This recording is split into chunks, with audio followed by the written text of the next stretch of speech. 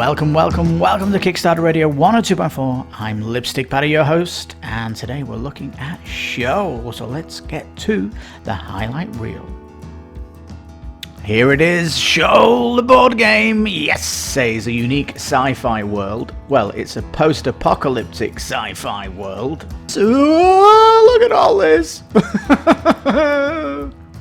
Now, it certainly is an original world and story, 100 story pages. Now, look at all these contents in the box. I don't know why they've put this blue outline around everything. In the Citadel, you can upgrade your weapons, repair your weapons, heal yourself, put research and development into weapons. It really is pretty cool. They're already coming out the gate with linen finish on all the printed game material. This game's coming out in October 2021. Welcome to the universe of Sheol. They like to show you everything in the box. It is wow, isn't it? There's tons of stuff.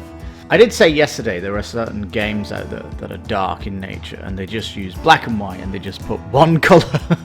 This game though is dark. It really is a dark game, and that's why there is an extra colour, because you're putting light out into the world. It's like you're caving into it, but you're caving into this dark, thick light.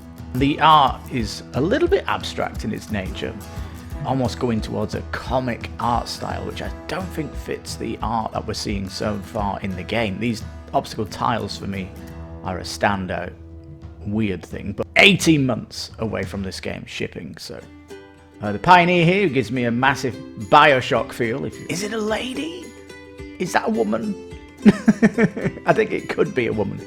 Oh yeah, here are the standees, and we want to see these as minis, we really do. They look cool, looks very abstract when you look at the standees, doesn't it? And you only really appreciate what these are when they're converted into a mini. Oh, I like the front of this manual. It does look cool, like it's an electronic book telling you the temperature where you are. The sculpture on them is exquisite, it really is. Man, this is like a challenge for a painter, just looking at these, how you're going to paint these, because they're aliens, right? This Awakener here, if you look at him, he's collecting the heads of scouts as a trophy. This guy needs to be taken down ASAP. Almost like this is the second time of the week I've mentioned The Thing, John Carpenter's The Thing.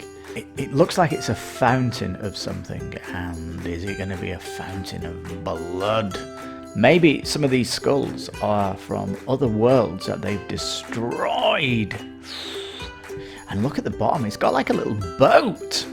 And this one's very weird. Watch, a long brush to get in here. That's going to be a real pain to get inside here. Architecturally speaking, it's a masterpiece, isn't it? This guy, Bud Washington. Of course, the gringo with a big gun. One from Texas, by the way. They like things big. A big gun for a Texas man. Aurora Clark, which could be an AI. You know, LGBTQ AI plus in the future. Yeah, we're all one. I love the blue liquid here that's powering the lights. I do like that. And look at this guy with all this red glow. It looks beautiful. Man, look at this. Oh, I love that they've got this glow from them. Yes, it looks freaking amazing, doesn't it? Oh, here's the rulebook, and I do like its front cover. Can I $1 pledge? No, you can. Minimum pledge is €3. Definitely warrants a look, doesn't it? I love the lore of the world. I love the aspect of the missions. The last stand of humanity, going out there in the dark to go and do what? What are you doing out there? Got so many cool things going for it.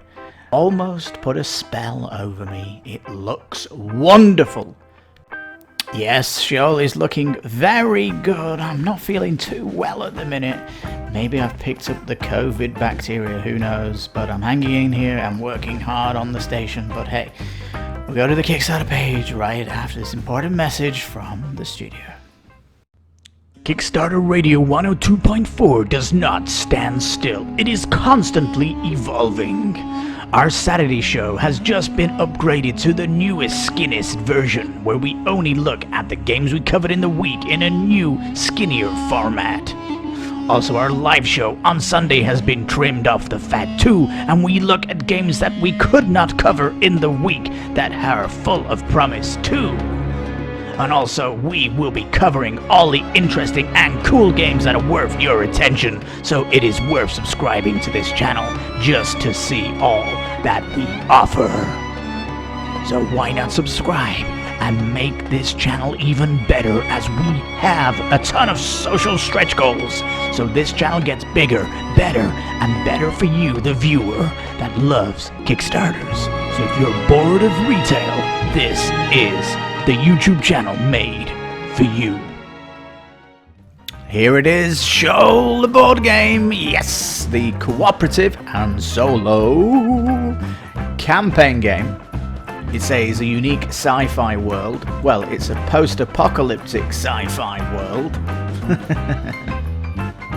And it is shrouded in darkness. It really is. This is the last place on Earth with survivors, and it's the only place which is like the final stand that us humans still on Earth, at least, are trying to battle these monsters. Yeah, they've already destroyed the moon, and they're using the moon as a weapon to put darkness over the Earth. But ye be one of these heroes trying to knock back the darkness and maybe create a brand new faction on Earth. We shall see. All part of how this game is working. Ooh. Now, Sheol here, you can see it's denoted with full stops here. I've been trying to find out what this actually means. Like, if you take these away and it's just Sheol, like here, then Sheol has a biblical meaning, meaning the underworld. Or Hades, if you don't want to go Bible, do your Bible lessons. Oh, look at all this. The solo mode's interesting because you can take some drones with you, but if you die as your solo scout, the hero, you do die. So these are just an extension of you, but you are the important one in solo. It calls itself a quick setup, and I guess it is. It is going to be a quick setup, and yeah, backers. When it comes to this, it'll be backers 1,000 in the first day. Very, very good. It has a lofty goal. Though. Look at this, 325,000. Youch. All right.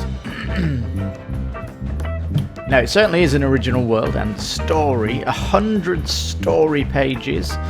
These are going to be linear based. It says there's 18 missions in the book, but there are side missions to be doing. It does tell you how many hours to expect, though, in the box, which is good. And you can expect anywhere between 90 and 120 here. It says campaigns and missions are replayable, and certainly if you fail a mission, you're going to be you have to redo it. There is a... If you think a mission's too difficult for you, if you fail it, you do get a bonus when you replay it, which is what's called a development point, which can go into a lot of things that are happening at the Citadel. So if you find it too hard, there's a little bit of help there to try and make your next attempt easier until you can do it, because if it's just too difficult for you, the mission, then you can grind it. Yeah. Now look at all these contents in the box. I don't know why they've put this blue outline around everything. I guess it's to try and make it look more sci-fi, but all this over here, we have no idea what that is. A boatload of tokens over here. Obviously a lot of cards. There's quite a lot of stuff going on here. This is the main board then, with the Citadel in the middle. that you're going to be going out into the darkness, and you're going to be trying to do what the mission says. There's going to be enemies coming in from the corners, and they have this little board here is the threat board, and they will start to move the way towards the middle, a bit like a tower defense, so they're all creeping towards here. This big board here, this is the Citadel board, and you'll be plugging in certain things in here as you grow. So it's kind of, if you play a new mission, your Citadel is starting to get upgraded, and in the Citadel you can upgrade your weapons, repair your weapons, heal yourself, put research and development into weapons. It really is pretty cool. And there is something called factions, where you can join a faction in the game, and even at the Citadel there are specific faction only research trees. So if you go down the route of one faction, you've potentially got three whole campaigns to go through with each faction if you want to play them a little differently, because the skill tree is going to give you all new stuff, not just skills but equipment, and potentially different side quests as well that you're doing with that said faction. So yeah, because your faction is how you're going to determine humanity if you win at the Citadel. We'll talk about that as we go down below, but that is kind of a cool aspect of the game. The Citadel, though, has a beautiful mini, and it gets built up as you start to construct it in the middle here. It has three districts at the bottom, then there's a 3, and then there's just 2 on the top. So it is very nice, and the minis can be very big. You can actually turn this board over to fight a boss, and so it becomes like a skirmish mode when you're fighting the boss, and they are very, very scary bosses. Oh yes. Boxes look very big. We'll see that when we come down. And big black rulebook here with black pages. We'll go down to that later. And you can just see the manual here off to the side with a monster 300 pages in this beast. So, so very good. We can see some standees down here. Now on Saturday we looked at Sheol's video, and it was kind of showing you more characters, but these characters may be just representing NPCs that you find in missions and during side quests. They might not be playable, is what's thinking. In fact, the rulebook does suggest that there's only 5 scouts, I think. So I guess this will be revealed as the campaign goes through, and it's a monster campaign going the full 28 days. So there's going to be a nice gravy train as we go through the campaign. So definitely want to have on reminder.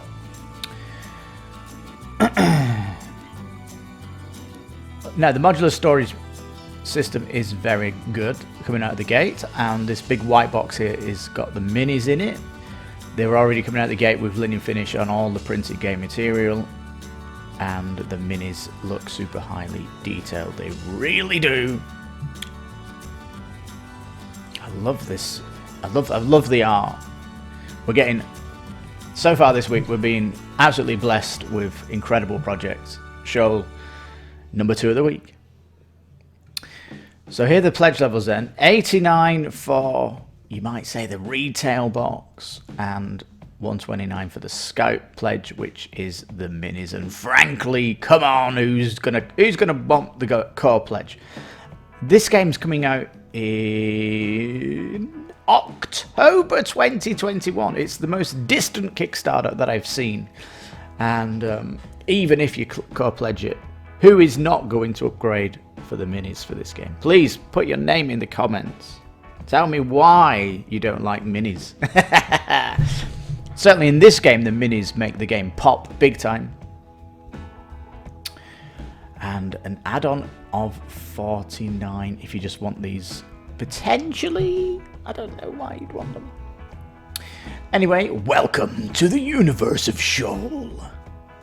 Yeah, it's very dark, and we've got to light up the world to see what's going on out there.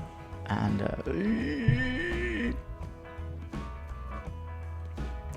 the moon cried dark tears the day humanity fell. Yeah, you can kind of see this darkness going towards a planet here. It's like a weapon.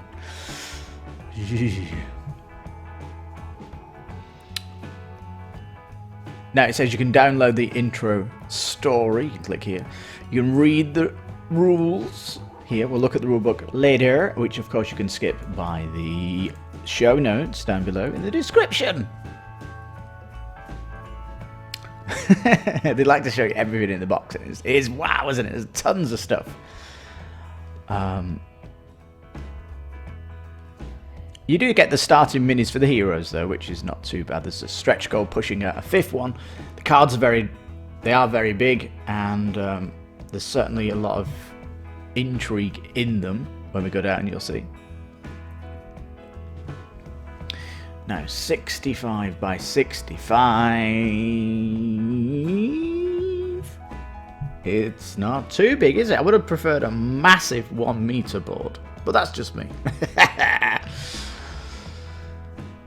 And of course this has to be balanced with the miniatures on the board, and of all the missions are balanced and stuff like that.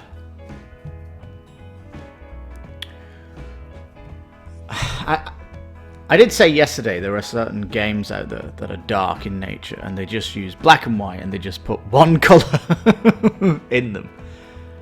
But when I said that, I meant dark themed games I was talking about. This game though is dark. It really is a dark game, and that's why there is an extra colour, because you're putting light out into the world. I love these boards here for the bosses, and they get more challenging. You can see Lurker, the Awakener, has even more abilities, and the Abaddon here looks like a big boss lord. This is the solo mode, and you've got these little they call them drones, but they're walking around, robots helping you out. I wonder if they're going to pull out, I don't know, is the solo person going to get 3 drones? Minis? And of course you could just roll. I mean, the game wants you to play with a full set. So, you know, it'd be difficult to play with more than one scout, maybe? Depends how hardcore solo gamer you are. Now, these weapons you're getting, some of these weapons are specific to the scout or the hero. And when you start a mission, depending on the mission, the weapons you're getting may change, and the shop will change also during different missions. The shop will get better and better and better as you go through the campaign. Your Lux board here. Lux is just your health pool, and you've got these light stream tiles as you're creating. It's almost like you're digging a tunnel with the light, is what it feels like. Like Dungeon Keeper. You're going into, it's like you're caving into it, but you're caving into this dark, thick light, and stuff like that.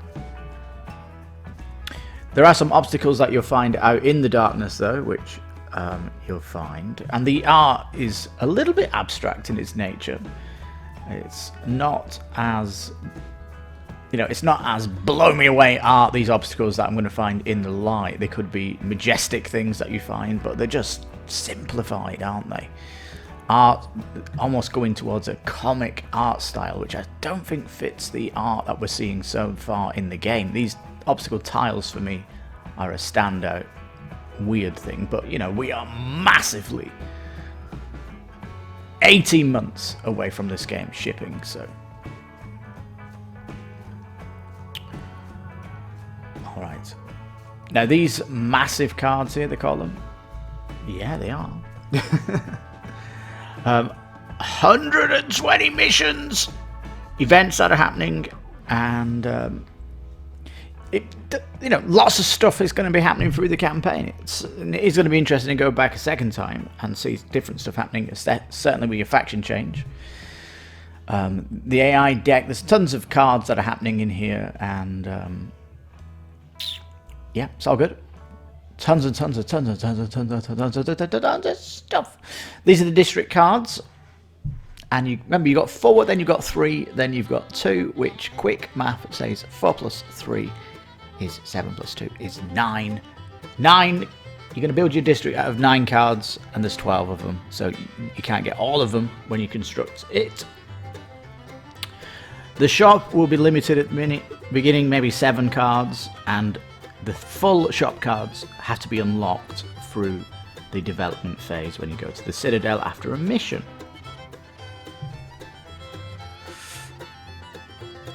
200 tokens here. Cubes and the custom dice are very cool. I do like them. I like the iconography they've got for the attacks, depending if you've fully uncovered the enemy or you're fighting it in half shadow. The minis look cool. I love the sci-fi cloak here from the Breathless Scout. He almost looks like a robot, this guy, doesn't he?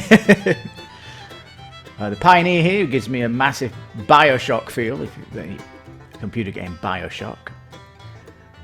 The Deep Sea Diver kind of helmet here.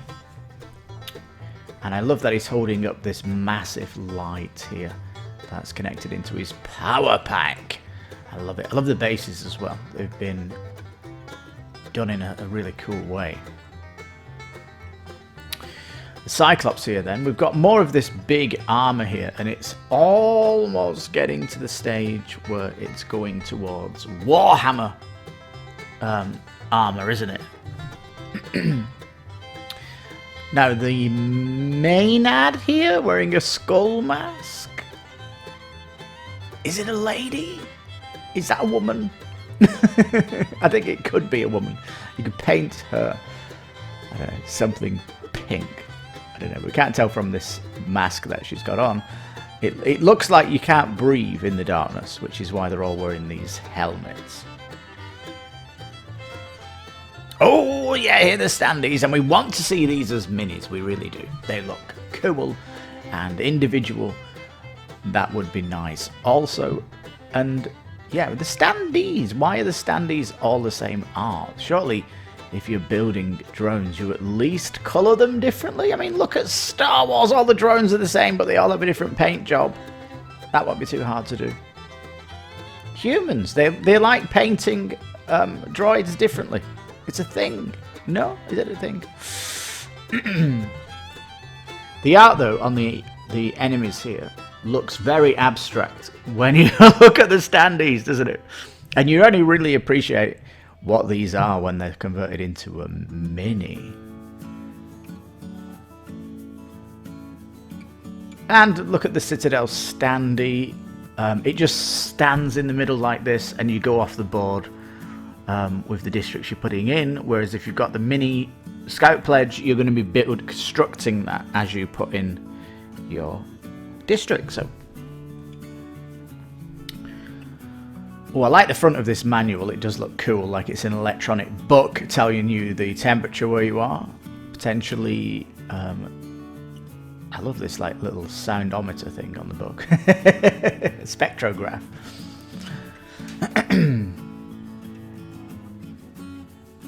So here it is then, the big box, and in fact the citadel in the middle doesn't actually look that big when you put it next to the bosses. I think it's all those big bosses in the citadel are about 12 centimeters, so which is, it's gonna be big. And some of these mini bosses are almost taking up more than one square in the tiles, so ouch. Now the form of these minis is beautiful, isn't it? The sculpture on them is exquisite. It really is. And we get to see some of these down down below, painted, but man, this is like a challenge for a painter, just looking at these, how you're going to paint these, because they're aliens, right? These aren't nothing to do with nature on Earth. These have come to attack Earth, and so you can get some complete wacky design here. The lurker design here certainly has like the alien feel of the alien head and like that long neck, but then it goes into some kind of weird tendrils here. These are just the mobs that are walking around the board though, and then we get to the side mobs, which are, you can see this, the Awakener here, and all these people that it's been devouring out in the world. And this Awakener here, if you look at him, he's collecting the heads of scouts as a trophy. This guy needs to be taken down ASAP. Look at him. He's like the Predator, this guy. He's got, as soon as he comes on the board, I'm going for this guy. Big time. Ugh. Look, it's evil. Actually wearing the heads of the enemies. He's that big, he can wear them like a charm bracelet. The Hunter here probably doesn't like to go drinking with the Awakener, because the Awakener's a bit of a show-off, and we've got these Edward Scissorhand knives here. We've got the Marauder here looking almost like this is the second time of the week I've mentioned The Thing, John Carpenter's The Thing. The head of this reminds me of the dog and how the dog turns into the Thing, and the DNA of the dog starts moving. But this thing, it has like a wing, and potentially, if you look at the back here, it's like a little plane. It's like, can it hover, this thing? It's weird. And we've got the Whisperer here, which looks like, obviously Kickstarter exclusive, big bloody badge here, but it looks like this thing is going to be taking control of you. Doesn't it look horrible? And all these arms you see here, I think they're people that have been put inside the Whisperer here. And look at all these kind of skull things around here. I just think that's the brain of this Whisperer. It's kind of a psionic thing. Man, there's a good reason to come into the Kickstarter for that thing. The Outer Lords then, these are going to be the big bosses to fight. This one though, it looks like it's a fountain of something, and is it going to be a fountain of blood that this thing has? It's called the Crying Mountain, but what's it being fed at the top? And it has all these kind of skulls on here too. This is these aliens are weirdos, man. Maybe some of these skulls are from other worlds that they've destroyed. So yeah, potentially if you do destroy Avedon here, maybe there's a fantastic bit of lore that comes up from this douche. So that'll be interesting. And look at the bottom, it's got like a little boat. Yeah, so we don't obviously know what is going to be happening in the game, which is going to be another mystery, and this is the second big mystery box for campaigns this week, and oh man, it's a treat, isn't it? Kickstarter this week. The Walking Cataclysm with oil rigs on his head and looking a little bit like a bit of the Hagia Sophia. Building in Turkey on his back. How big is this guy? Little skyscrapers down here. How on earth are you going to take this monster down? And this one's very weird. The Shiberon, the Wandering Child. I don't think this is going to be a human. I think this is an alien child. And obviously if it's a boss, it's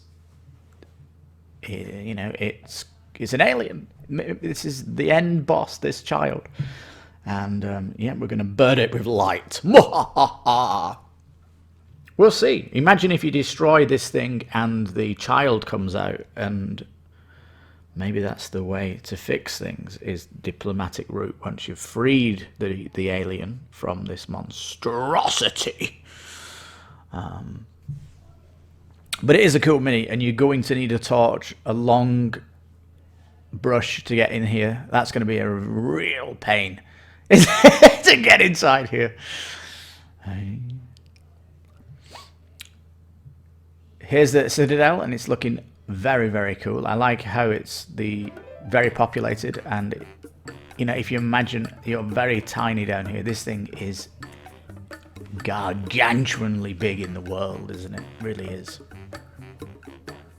It's a whopper to behold. Look at the entrance down here. Architecturally speaking, it's a masterpiece, isn't it? Built on a rock, and but you know, doesn't have any defenses, does it? You know, when they come and attack the citadel, there is going to be defenses coming out here, but mainly your weapon of choice is light against this stuff. But yeah, got a nice bit coming in here, a bit of a real lower city here, and then you come up into the quarters. It looks amazing, doesn't it? It really does. Here it is, getting stacked as you build the districts, and it's lovely. It's totally lovely. Yeah, here we get 12 centimeters, which is your 4.8 inches. These are the big baddies. And your scout minis are 40 mil, which is a nice size, isn't it? Stretch goals. This could be the 5th character. I'm going to say it again. I don't think there's more characters to play. The rulebook is solid when it says there's 5. And there could be the reason for that, and I'm hoping it is a reason for that, is because the other minis are potentially side missions or extra content in the campaign that will unlock. So that would be cool. Like if you go out and have to rescue I don't know what's going on with this campaign, but it's certainly intriguing, isn't it? 310k for the first stretch goal. You could at least give us the second one just to see what the scope of the campaign is going to be, or we don't know how long it's going to take to get 310k. It is a massive stretch goal. The light. So these are your factions. Again, you're going to be going down one of these factions with your scout and potentially your play group, because if each of your players go down a different route, you're not going to be unlocking all the cool tech, because you know the game is focused where you're going to be aligning with a faction when you begin Sheol, and you're hoping that when you save humanity, it's going to be controlled by the monks, or it's going to be controlled by the engineers, or the exiled folks are going to control the world once we fix it. So, and the Leech have their own specific end as well. Here are the scouts in a little bit more detail though, and love it, love it, love it. Nice comic art going towards miniature, and I love the bit of fur on the sci-fi spaulders here. I do like that aspect of keeping, even though you're in a sci-fi, even though your suit is sci-fi, you've still got a bit of nature on your suit, reminding you and others that you are human. Iris here, Iris Light. It must be the woman character. It's not giving any he or she's down here, but it does look very cool. This guy, Bud Washington. Of course, the gringo with a big gun. For those Europeans out there, gringo is what the Americans call an American. One from Texas, by the way. They like things big. A big gun for a Texas man. There you go. Who knew? Impulse cannon. Look at this monster. I love this gun. I love it, love it, love it, love it. And you can see here he's just killed some alien. And his next step, even though he's not looking, he's going to crush it. He likes the sound. He's not interested in luggage. He's just going to crush that thing. And here, Aurora Clark, which could be an AI. You know, it is science fiction, and potentially we have got an AI working with us as a team. The AI has been joined humanity. You know, LGBTQ AI plus in the future. Yeah, we're all one in the world. Now look at this. The painters here. I love the blue liquid here that's powering the lights. I do like that. I would have preferred if, you know, the helmet would have been made out of copper, as if this armor set has been junked together. That would have been nice to see. And yeah, it does look very cool. I like the lady here with the, it looks like she's wearing the oh, my brain, you know, legs, not what are they called? I can't remember. Artificial limbs. Or she's just a short arse and she needs these to look bigger. Her feet could be in here. I don't know. Maybe she's not got any legs. Very interesting lore with these characters. And if they do keep it down as 5 characters, they can at least have some character-specific content going on in the game. And when I say that, the stretch goal, just go back up here. He's going to have a dedicated mission, this guy. The connector. Yeah, with his turban. I like that. I like that. And what I like about this guy is he's got 4 arms. He's like wearing. He's actually upgraded his body, so he's got robotic arms. You know, he's potentially carrying heavy stuff, and he lets these robotic arms carry the stuff and gives him 2 free hands to do other stuff. Very cool. So yeah, dedicated mission with the connector. They'll all have the connected missions, and he's coming with his unique weapon. It says he's going to have light shard cards as well. So yeah, there's going to be something interesting with these. You can kind of see here on the weapon here at the top left, it has this strange grid here.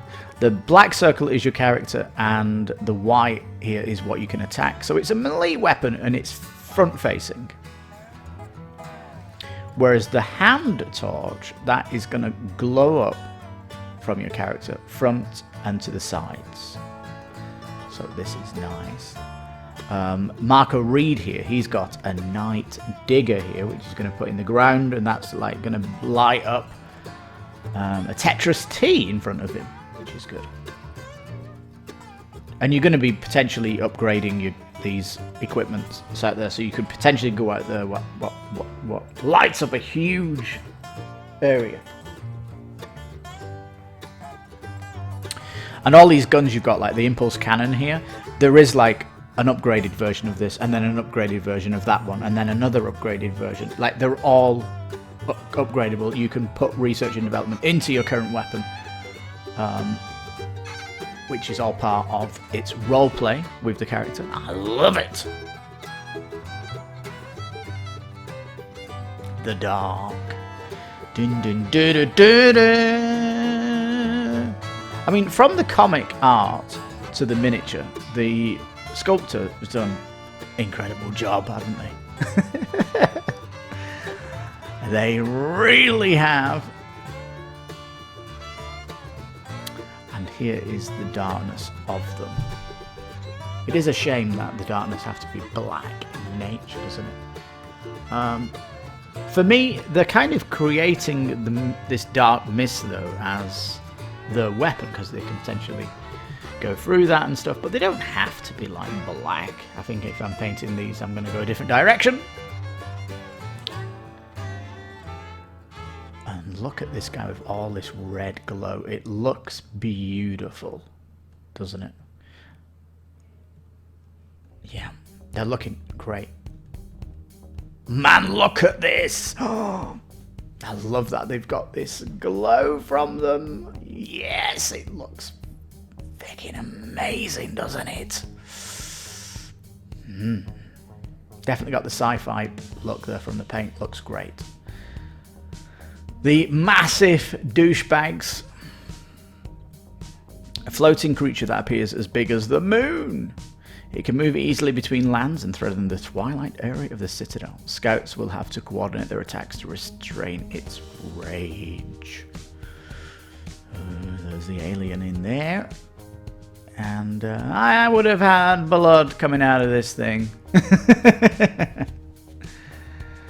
All the faces of the cultures around the universe that these peeps have destroyed.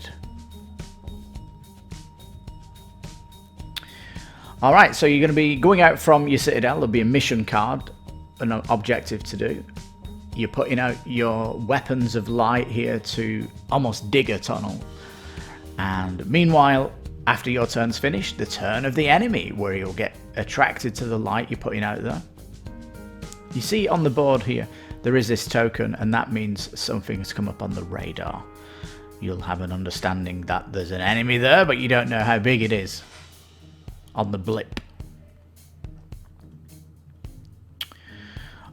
When you get to the blip, though, this person is using the gun torch to light up ahead of him. So he's revealing the darkness in front of him, and this is going to give him an edge in combat. If you can attack them in full light, that means 6 sides of the dice roll are going to be doing damage. If it attacks you from the dark, you've got a 2. You're going to be rolling. There's only 2 successes out of the 6. This is why light's very important to make sure your environment is safe, because you're out there in the smoke, man. Oh dear. And you are constructing these so that path of light does stay there, which is nice. You can see this like lighter version. He's casting a half light down there, and if an enemy goes in half light, there's another rule there with the dice roll. If they're in half light, but yeah, as you can see here, they all start to move towards the middle, and each of the players are going to be going out there to defend it. Right? Not only that, but you can see that there's these large tiles been placed around, and some of these missions will ask you to go and collect some of these. We've actually got a nice hint here of some other weapons down here, sci-fi weapons, and some cool stuff that's happening in these gifts. Alright. When a character first enters a land card that is face down, it flips it to make a discovery. Now this discovery here, at the top left, it has SAE1. That means it's a side mission. It says there's 60 unique events from these large cards, and yeah, you're going to be wanting to go on these, aren't you? I mean, you're a hunter, and this is going to be all part of your journey during your game time, is to unveil these side missions, and they're going to be specific to the mission you're on. So that is cool. Remember that the content here is linear, and so yeah, no randomness here to what's going on. Does it have a number? It does have a number here, number 1 on the card. So they're all. I don't know. The main thing about the Kickstarter is that it's full of wonder, and again, like yesterday's Kickstarter, I'm not going to mention what it is. Shh, we don't want to compare them to. This one is full of intrigue. It's full of, oh yes, I definitely love I love the lore. You're going out there, last stand of humanity.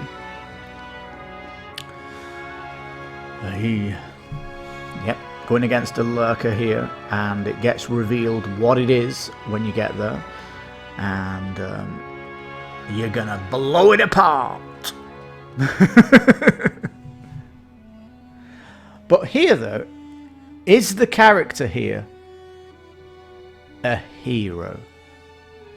Because this is on a card that's not been upturned, and if you've got a mission to go and rescue this person, there's the mini for the NPC. And you're going to have to get there before the lurkers get them, because it's near the edge of the board, so you're going to have to beeline it there. And of course, the route towards this thing, look at all these on the radar! So, yeah. People were kind of saying from the video on Saturday, when we were looking at the video for reveals of what might happen in the Kickstarter campaign, we thought that this could have been like a 7th or an 8th character class. But I've gone away from that theory at the minute. We'll have to wait and see. Yes, Citidel District's getting made here. You can see the beautiful book here at the start, giving you a brief towards chapter 1, it says in the brief there. It says, the campaign manual features many missions immersed in a rich storyline. Each mission features a set of cards with choices and multiple paths. Players will have to follow the goals of the card and choose the path that they deem the most suitable for their gameplay style to reach the end of the mission and win the game. Yeah, it says mission branching here. Potentially some of these branches are going to be faction specific as well, and leading to the replayability of what you're doing. So yeah, very, very cool. Now, solo mode, you can see these standees out there, and come on, minis for the solo player. I'm pretty sure if you want to play this solo, you would be over the moon if they'd brought minis out for these. You know, it's begging for it, isn't it, in the Scout Pledge to have this as a stretch goal. And we'll just have to wait and see, won't we? Oh, yes. Now, we've got some good preview videos, and of course, King of Average knocked one out of the park here with Sheol. He's reviewed it, he's looked at all the content. You can check out the minis and everything from him. He's done full coverage of what to expect from this game. And he does a good job of explaining stuff without being too spoilerish as well. So, there you go. We've got more peeps coming down here, and Hungry Gamer again. I'm sure the box is bigger than your appetite can do. So yeah, this might be a year's worth of food in the big box of Sheol. So yeah, getting good coverage today across different languages, and it's looking like a fantastic project, isn't it? And it's a big team.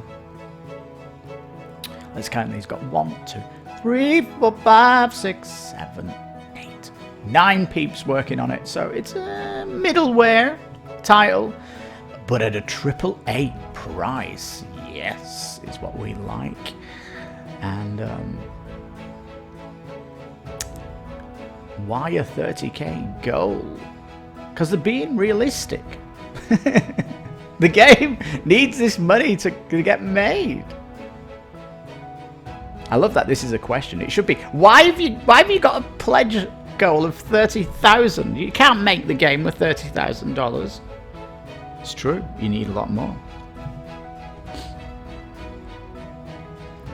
And it is coming with localization out of the box here. Now the Scout Pledge, which is obviously going to be a big heavy box, is sitting at 40 to 79 in the rest of the world. So that's not as offensive as yesterday's box from the Mythic team. And I'm pretty sure that this box is going to be a big one too. But yeah, decent prices. Alright, we're going to go to the rulebook. Remember, you can skip that in the show notes if you don't want to have a look at it, but we're going to be brief when we go in there. We'll be brief, but we'll go right after this. A big thanks to our subscribers as we've smashed the 250 sub goal, and new music will be pouring into all our new videos. The next stretch goal is the Big 500, which we're calling the Day 1 live event. If there's any giant Kickstarter games coming out, we will do a live stream as soon as it breaks, so you can watch our first impressions of the hottest Kickstarter games. Also, if this unlocks, we will be bringing you all of the games that have those pesky early bird deals, so you can get the action when it comes, so you never miss the opportunity to unlock something really cool that you may have to pay in the add-ons. So this will make sure our program is heading towards the best we can do for you, and you will help make the station become the best damn Kickstarter board game channel that there is. Help us evolve the channel by simply subscribing. Oh, here's the rulebook, and I do like its front cover. I do. It's nice and stylistic. And then when you go in, look at this black page. I don't think the printers are going to be happy with you. And they're going to put... No, it says here, though, in the introduction, that welcome to the universe of Sheol, a post-apocalyptic sci-fi game where the Earth has been shrouded in an eternal light. There's an emphasis on exploration and combat, and it is organized in campaigns in turn subdivided into missions. And in each mission, players will have to coordinate their efforts tactically to complete the objectives and defend the central game area, the Citadel, from the enemy invasion. That is Sheol in a nutshell. The story of Sheol in a nutshell below, though. That's a big nutshell. I think the Sheol in a nutshell is one above it, and I think the story of Sheol in a nutshell is just the synopsis of Sheol. Alright. Now here on page 2, the setup needs to be on 2 pages, doesn't it? It needs to be huge across the 2 pages. It's not enough to be a little thing like a quarter page there. It just doesn't look good. And we even see this in the retail space where they put the game board across 2 pages. It is a thing that's been established in board games for the last 10 years. And why this is a little thing in the corner... Hey, calm down, Lipstickpaddy. It's 18 months away. Goodness gracious. I've got to point this stuff out early.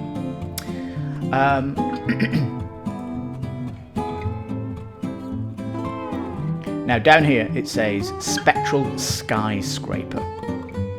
If you have already chosen the mission to play, we strongly advise you start from the first one. You will have to set up a series of lands on the board according to the diagram shown in the mission manual. So the setup is going to change during the missions, and there's going to be the game board's going to look differently depending on your mission.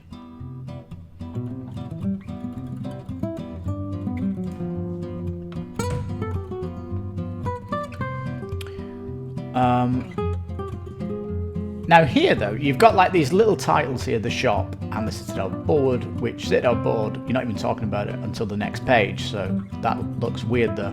And why is this so small, the shop? You should get your artists working on that, the shop here. And yeah, this is interesting because it says, place the deck on the board. Each card represents a useful item available to the characters. Shop cards are subdivided into levels, and at the start of each mission you will know what categories of items are available in the shop and the card levels to use. So as you go through the missions, it is obviously going to be donating a period of time in the game, and new technologies are going to spit out from the Citadel and will affect the shop going forward, which is a very cool concept. And what I love about it as well is you can look at your weapon and say, look, my weapon's not getting upgraded for another 2 missions, but I want to put the research and development in right now to get an epic gun. I'm not interested in new items in the shop. I want my gun to be better, and you can do that at the Citadel. You can totally construct the Citadel towards that type of gameplay where you want to buff your weapons out instead of accessories. And oh yeah, so there's a good strategy element with the Citadel.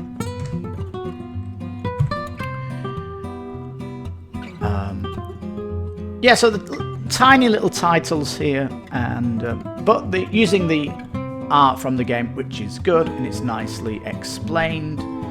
And it says here, in Sheol there are 6 characters available. There you go, 6. Only 6, according to the rulebook. Talks a little bit about their powers here, and some other good stuff like that. Talks about starting the game, how the phases work. It's all fairly clear. If anything, it's just needs to be broken up into sections, and because it just looks like walls of white text here, like you're talking about the same thing that needs to be split up, doesn't it? Other than that, it looks fairly cool. It's explaining everything as you expect, and there is certainly a coolness with the game. It really is mega cool. And the boss fight, the other side of the board here with the Citadel placed in the corner here. That boss fight, that could take a long time. All right, very good. Events going on, side missions going on.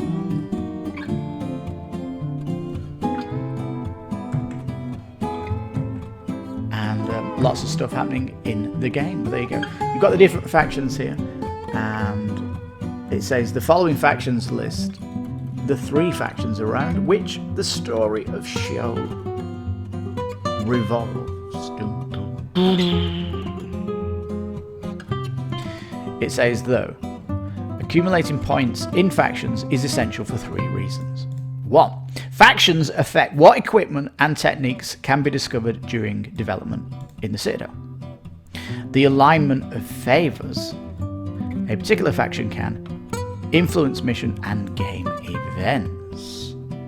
So potentially, if you're the faction of the engineers, there could be a side mission where if you're a faction of the engineers, when you get there, it's something interesting happens.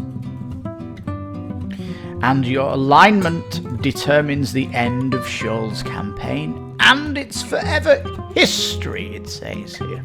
So, yeah, this is an important part, which is nice. A little bit about solo mode here, and a glossary, which is nice, but no index. For an early rulebook, it still obviously needs a little bit of work, but it's going there. Its biggest crime against humanity is the how to set up on a quarter of a page when it should be across the whole middle of 2 pages, and it needs an index. But I love the cover. And it tells you a little bit more of the mechanics, so it's definitely worth a look if you're interested in backing. Let's go back to the Kickstarter campaign and round the Kickstarter spotlight up. Da-da-da. Well, a 22 question FAQ. So let's quickly have a look at these. What are the minis made of? PVC, grade 95 plus. Ooh. Harder than standard one is this explanation. All right. Are the minis pre-assembled? Yes, even those big ones. Can I $1 pledge? No, you can't. Minimum pledge is €3. It's fair enough. I mean, €3, not too excessive, is it? Can you play it solo? Yes, of course you can. Is solo mode a full experience? Yes. Yes. How far in development? 18 months to go. But 90% through.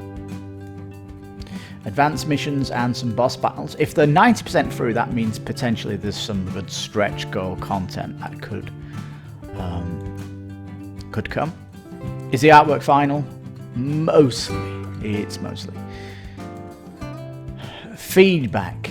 Yeah. I mentioned those cards that you find on the board game and they look comic style and it doesn't fit with the art of the rest of the game. So the art needs to be moved away from the comic style and pushed into its sci-fi art.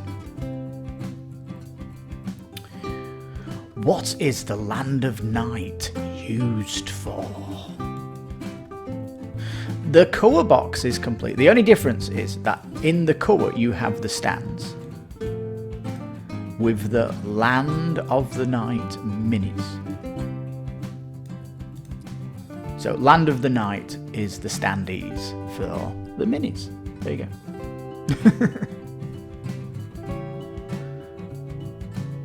Will it have other add-ons? Yes, there is more add-ons coming.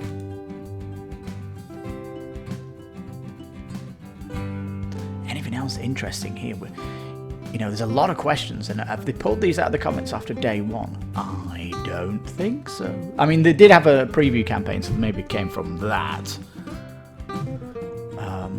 But other than that, it's pretty good though. We've got one update, which is the Kickstarter launch, and yes, we can do it, peeps. Come on. Trailblazers of the Unknown. Yes. Oh, there's a collaboration with Ares Games. Ooh. So there could be a cross-promotion happening. That's exciting. And yes, they want engagement. They want positive feedback, stuff like that. So all good, good, good. Well, show. It's here. It's live on Kickstarter. And it definitely warrants a look, doesn't it? I love the lore of the world. I love the aspects of the missions. The last stand of humanity, going out there in the dark to go and do what? What are you doing out there? Rescuing people? Uncovering stuff? Oh, there's so much to this type of adventure. I'm loving it, with a deep replayability. At least three different routes through because of how the factions work. Very intriguing. I love the shop aspect. I love the campaign, or the development phase where you construct in the Citadel and you're unlocking new items in the shop. It is got so many cool things going for it. And yeah, show almost put a spell over me. It looks wonderful. This week has pure class. Will it continue? We shall see. Well, there's Sheol. Amazing Kickstarter game. Totally worth your look with a €3 minimum pledge. Yes. And there you go. Coming late next year. So I can't wait to learn more. And if we learn some amazing things after 27 days, I will do a part 2 video if something happens here, which is significant. But other than that, thank you so much for watching. If you got to the end of the video now, you rock! You've been listening to Kickstarter Radio 102.4. I'm your host, Lipstickpaddy. You take care, stay safe, and bye-bye for now.